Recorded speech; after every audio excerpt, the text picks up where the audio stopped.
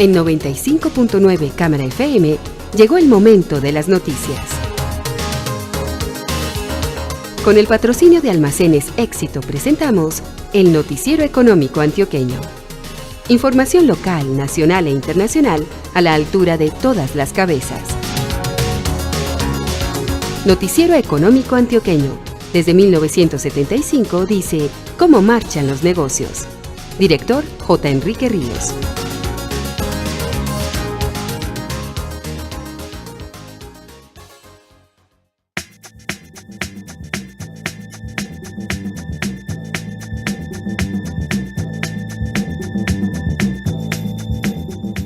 Muy buenos días, sea usted bienvenido. Hoy es domingo 26 de mayo de 2019.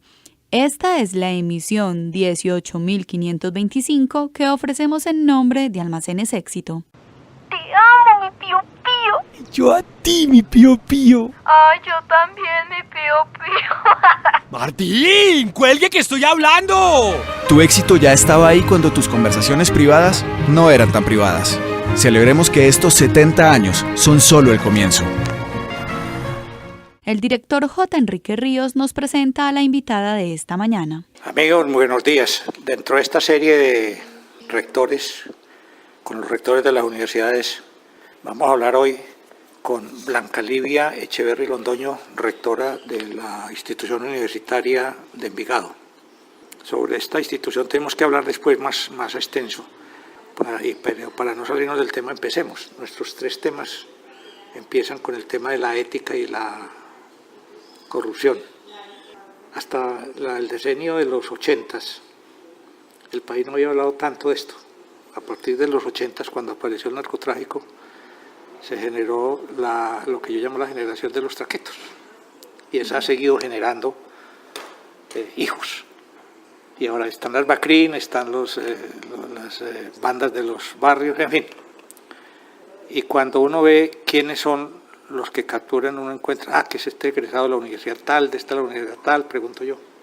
Entonces, mi inquietud es, ¿cómo están preparándose las universidades? ¿Qué es lo que están haciendo las universidades? Y esta en particular, para que los muchachos que salgan de acá, salgan vacunados contra ese virus de la corrupción. Doctora Blanca Livia. Bueno, muchas gracias, Jota. Permítame decirle así. Esos son temas que han inquietado siempre en la educación. Y aquí vamos a hablar de que la formación no se da solo en la educación superior, tienen que darse desde los inicios de la formación de la persona. Pero centrándome en lo que usted me pregunta, en la institución universitaria de Envigado frente a la ética y la corrupción, lo estamos afrontando en dos escenarios. El primero es que estamos concientizando a nuestro personal, porque es que desde ahí también con el ejemplo nace la ética. Mediante el Comité de Ética y Buen Gobierno, nosotros por ley tenemos que tener un Comité de Ética y Buen Gobierno de donde salgan las directrices y los parámetros de cómo nos debemos comportar como funcionarios públicos. Nosotros somos una entidad pública creada por el municipio de Envigado, una institución de educación superior de ciudad no capital, la única en Colombia en este momento. Es inclusive desde allí donde creamos la figura de gestores éticos. Entonces estos gestores éticos vienen haciendo un trabajo del afianzamiento de los valores éticos identificados en la institución en toda la población universitaria. Sobre todo y principalmente a los funcionarios y docentes de la institución, porque el docente tiene que ser un referente del comportamiento ético frente al estudiante. Si nuestro docente no está consciente de que su actuar, de que sus principios, y no voy a hablar de moral, sino de que sus valores son el reflejo del ser ante el estudiante, por mucho que le enseñemos en las cátedras que hay en cada programa, porque en cada programa ahí está la cátedra de ética, ética desde la ley del abogado, ética desde la ley del contador, ética de la ley del psicólogo. No es que no necesitamos una ley para saber que el comportamiento ético es lo que nos marca. Y entonces desde allí, desde este trabajo que estamos haciendo, le cuento, el Comité de Ética y Buen Gobierno, los gestores éticos, concientizando a nuestros docentes y a nuestros funcionarios de la importancia de dar ejemplo frente a cómo nosotros somos responsables de las buenas decisiones que tomamos y que apliquemos las normas institucionales, eso se va a reflejar en los estudiantes. Y lógico que desde las cátedras ya específicas de ética de la profesión de cada uno de ellos se estableció cuáles son los contenidos pertinentes para que cuando nuestro estudiante salga a su vida laboral o a su relación con el mundo tenga sus comportamientos éticos, porque es que la ética viene del ser, ¿cierto? La ética no se impone, la ética yo creo que se enseña con ejemplo y con bases. No sé si a eso pues más o menos va tu pregunta. Exactamente. Alguien me decía que el problema también es que los papás piensan que en la universidad o en el colegio o en la escuela los van a educar. La pregunta mía es, ¿cuál es el papel que el hogar, que el papá, que la mamá debe ejercer en la formulación de los fundamentos, de las bases de la ética de los niños? No, es que el hogar es la base fundamental de la educación. Ahorita te lo hablaba de que es que la ética no se enseña en la universidad. Aquí le damos algunos fundamentos éticos, pero la persona ya viene con una estructura que lastimosamente es más difícil transformar que hacer. Cuando si en el hogar nos le enseñamos qué es la ética y cuál es el comportamiento que usted debe asumir como ser humano frente a situaciones en el mundo, aquí vienen estudiantes que nos hablan de corrupción y nos dicen que nosotros somos corruptos porque somos funcionarios públicos. Todo el que es funcionario público tiene ese estigma o esa chapa de que ya es corrupto, pero nos piden que violentemos las normas, de que inclusive los pongamos de primeros en la lista frente a un beneficio, sin cumplir requisitos. Entonces es desde allí donde debemos nosotros enseñarle que el hecho de seguir el trámite normal de cualquier solicitud o petición ante la institución universitaria, eso es un comportamiento ético y un comportamiento contra la corrupción. Entonces hay que enseñarle al que pide, que es que cuando usted pide algo que no se puede hacer, usted también es corrupto. No solamente es corrupto aquel el que hace lo que no puede hacer, sino el que pide que se haga lo que no se puede hacer. Y la formación en el hogar nosotros también la estamos haciendo acá. Jota, te cuento que cuando los estudiantes ingresan a la institución universitaria de Envigado, hacemos la inducción con padres de familia. Y es que hagan el acompañamiento de los hijos en su comportamiento en la universidad.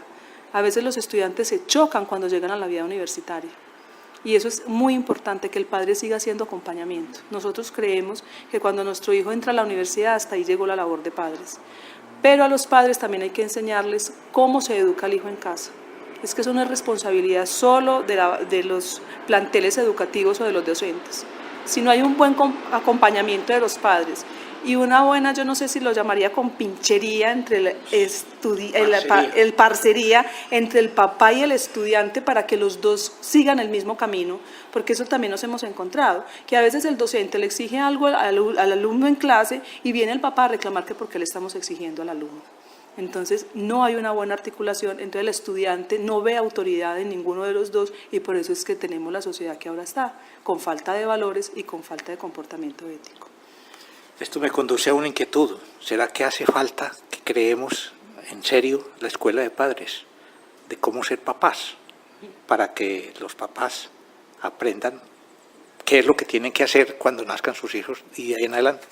Yo creo que eso es una cadena, Jota. Yo tengo 3 hijos y a uno nunca lo preparan para ser papá. A uno lo prepara el papá de uno. O sea, y ese ejemplo que le dio el papá de uno es el que uno le transmite a los hijos de uno. Entonces, a veces yo no sé si será tanto como una escuela de padres, pero sí una orientación a los padres. Eso sí nos hace falta desde todas las instancias. O sea, decirle al papá es no tanto cómo ser padre, sino cómo se educa con el ejemplo. Si usted le va a decir a su hijo no beba, pues usted no beba delante de su hijo, no llegue borracho a casa, ¿cierto? Porque yo no puedo pedirle a mis hijos que no consuman alcohol si yo lo consumo. Yo no le puedo decir a mis hijos no se colen la fila si cuando yo voy al banco lo primero que voy a hacer con él delante de mí es colarme en la fila. Que no pase la calle corriendo cuando yo lo jalo de la mano porque vamos tarde para que pasemos la calle corriendo. Entonces hay muchas cosas que hay que pensar y yo creo que esto es una cadena y uno nunca será preparado para ser padre, pero es interesante es el acompañamiento que las instituciones no deben dejar de involucrar a los padres en el proceso de aprendizaje de los hijos. Para cerrar este tema, el de la ética y la corrupción, ¿la institución universitaria de Envigado se siente bien en este campo, trabajando en este área y en los resultados?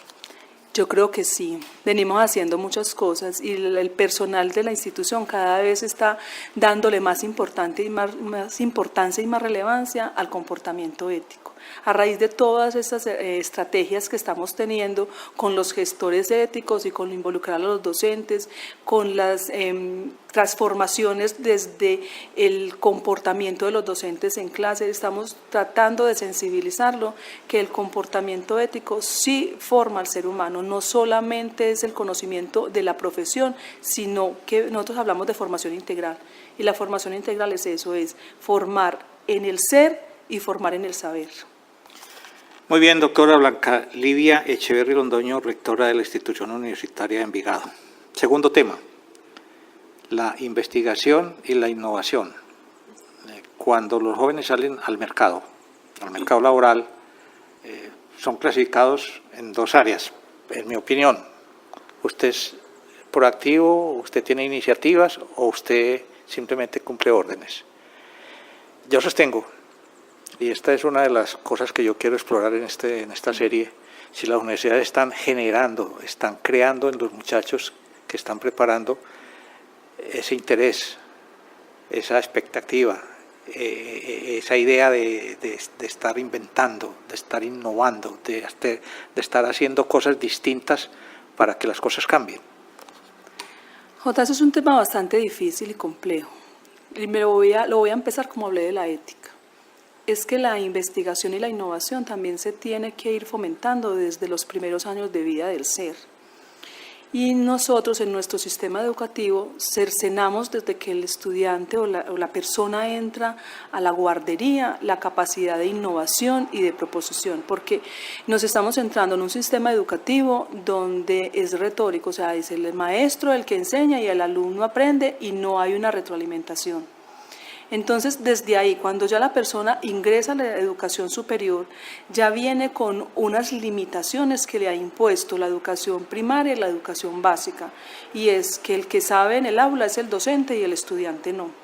Entonces, a veces, transformar ya esa conducta que trae el alumno a la universidad es difícil. Sin embargo, ¿qué venimos haciendo? La creación de semilleros, con docentes que motiven a los estudiantes a que generen nuevo conocimiento, porque es que esa es la riqueza que tenemos que dejar. No es lo que ya viene, sino lo que sigue.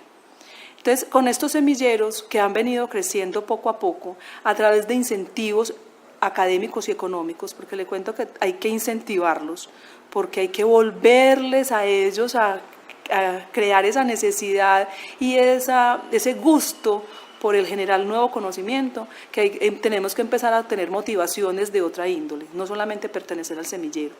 Entonces, con esos semilleros que se van creando, se va metiendo al estudiante a que es la innovación, a que es la investigación, lo que da valor agregado a lo que aprende en el aula de clase.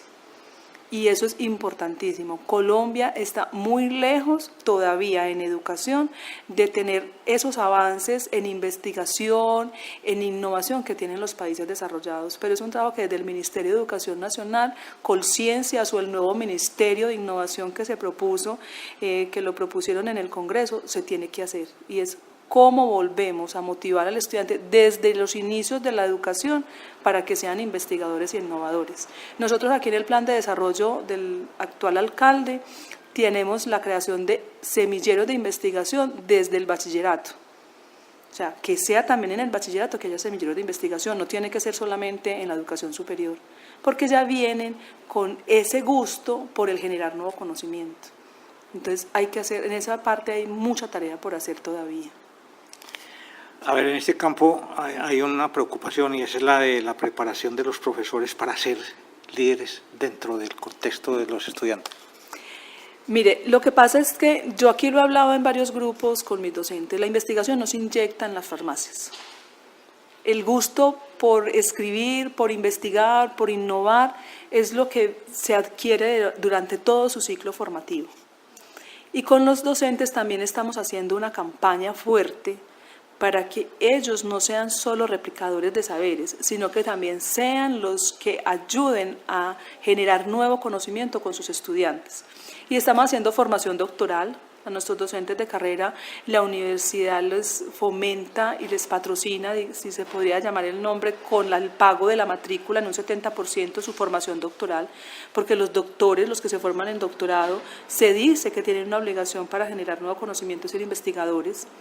Tenemos docentes con maestría, estamos cada vez vinculando más a la institución docentes con formación investigativa para que desde allí, en esos que son los coordinadores y líderes de semilleros, hagan enamorar a los futuros doctores del mañana y a los futuros de la investigación.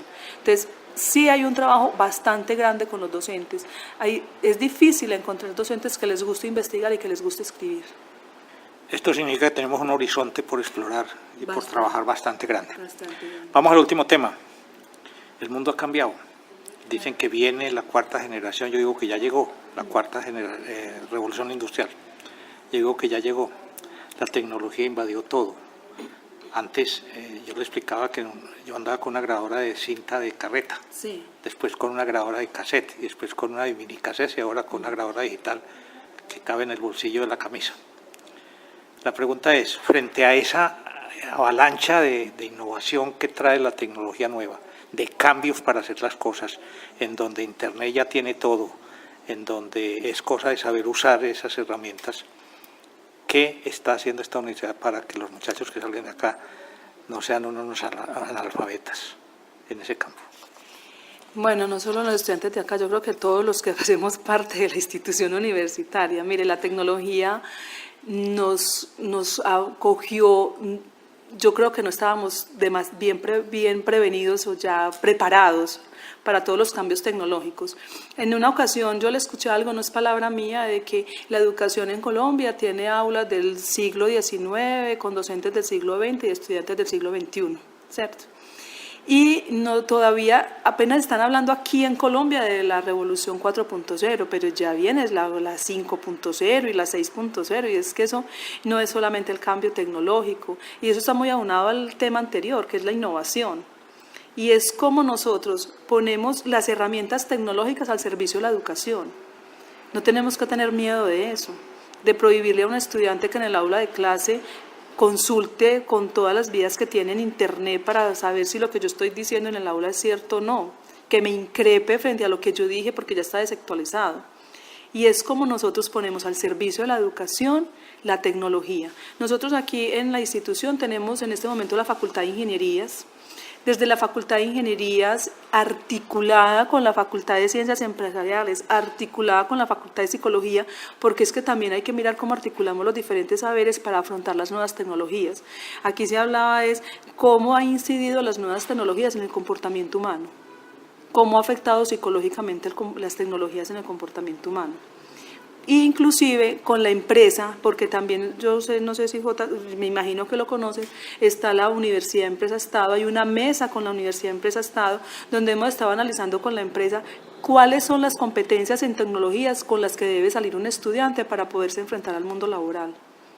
Y eso está llamado a que todas las universidades, yo creo que todas, y estoy convencida porque la nuestra está en que modifique los currículos en sus contenidos para involucrar las tecnologías mucho más en cualquiera una de las profesiones que estamos nosotros formando. Un abogado que no sepa utilizar las tecnologías, ya está también out. Un psicólogo que no sepa manejar las tecnologías. Entonces no solamente ya es tema de ingenieros. Pero cuando hablamos de temas de ingenieros, en el mundo el déficit de ingenieros es bastante grande. En el último año hablaban de 95.000 ingenieros en todos los campos que se necesitaban en el mundo. Colombia produce alrededor de 5.500 ingenieros en todas las áreas cada año. Entonces no estamos preparados para las necesidades que se están imponiendo con las nuevas herramientas tecnológicas. Esto nos lleva a un punto muy crítico y es las profesiones que ya van a ser obsoletas o que ya están siendo obsoletas. ¿Se está pensando en eso en la institución universitaria en Envigado? Estamos pensando y estamos preocupados, y le cuento que yo acabo de terminar de leer el libro de Andrés Oppenheimer, Sálvese quien pueda. Es una de las primeras miradas, entre otros muchos escritores que están hablando de los mismos, de las profesiones que tienden a desaparecer o se deben transformar. Porque no es que desaparezcan, sino que tienen que cambiar el modo de ver la profesión para articularse con las nuevas tecnologías. Y en eso tenemos por eso te hablaba, estamos repensándonos en los contenidos curriculares, en las herramientas o metodologías de enseñanza para podernos preparar de que no sea la tecnología que acabe con las profesiones, sino lo que sea la profesión la que transforme e implemente la tecnología. Entonces, en eso sí es cierto. Bien, ¿y cómo está afrontando la institución universitaria de Envigado todos estos retos que hemos planteado? ¿Tienen un plan de acción específico o van apareciendo las soluciones a medida que los problemas van surgiendo? No, nosotros estamos en camino a la acreditación con diferentes programas y debido a eso hemos hecho una autoevaluación de lo que se debe transformar en cada uno de los programas. Y es de ahí donde han salido acciones.